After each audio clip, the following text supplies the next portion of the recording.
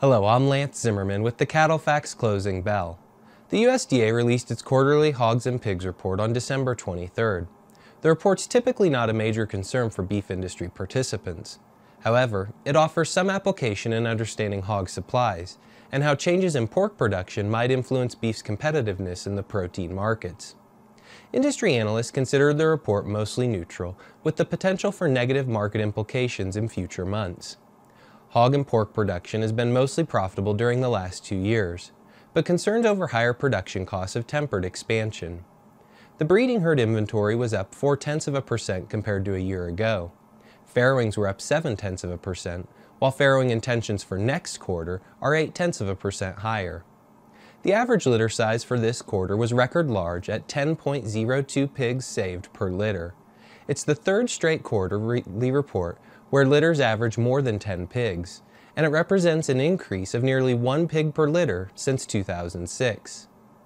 Mostly steady pork production and significantly higher exports have pushed wholesale pork prices 12% above a year ago. The picture is nearly identical for the beef industry, where stable production and record exports helped push boxed beef prices 15% higher this year. Similar price moves have kept beef prices competitive with pork in 2011. Wholesale beef prices have averaged 2.2 times pork during the last 5 years. But in the last 2 years, that ratio has been noticeably smaller, and beef's premium relative to pork will likely remain smaller through 2012. Cattle Facts anticipates that increased hog inventories, along with increasing carcass weights, have the potential to increase pork production around 2% next year. However, increasing pork exports will offset the higher production.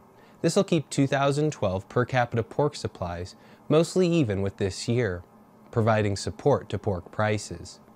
Now, your weekly market update. The holiday shortened week has provided a weak test for most cattle markets. Fed cattle trade had not occurred at recording time, while live cattle futures are down about 60 cents per hundredweight this week.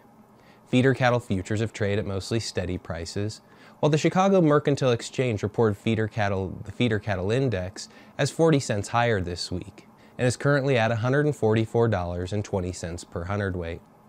Corn has found support in recent weeks, with poor weather conditions in South America. Futures prices are around 20 cents per bushel higher. Thanks for watching, and remember to visit cattlefacts.com for your latest market news and analysis.